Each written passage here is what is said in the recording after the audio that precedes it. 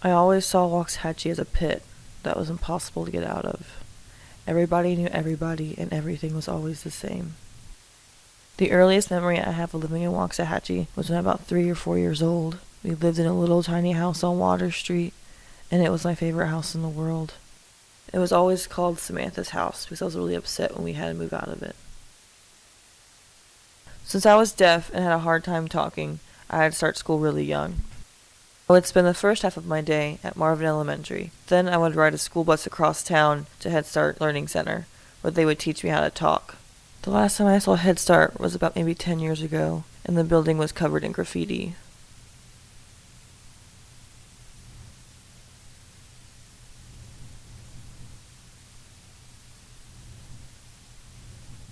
Now the building doesn't exist anymore. It's gone.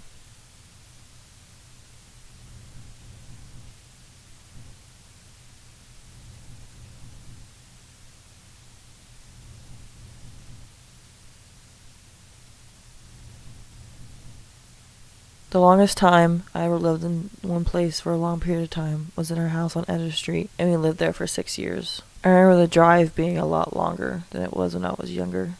I always tried to stay away from this house. I never wanted to be here. While living in this house, I attended Northside Elementary from first grade to fifth grade. It was really convenient because the school was right across the street from our house. This school was also the place where I practiced my cheerleading, but the main place where I did that was at T.C. Wallman. That was a really bad time in my life. I always got bullied. I never wanted to be there. I was always the weird kid. The only place that holds good memories for me in Waxahachie is at my granny's house.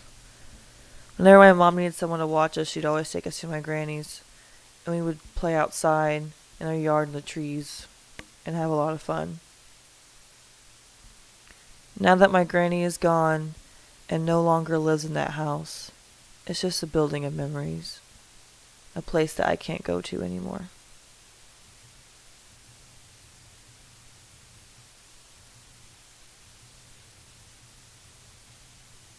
I was in 6th grade when I found out that I was going to leave Waxahachie.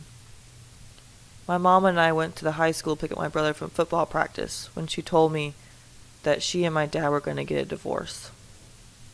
We were sitting right in the parking lot of the school.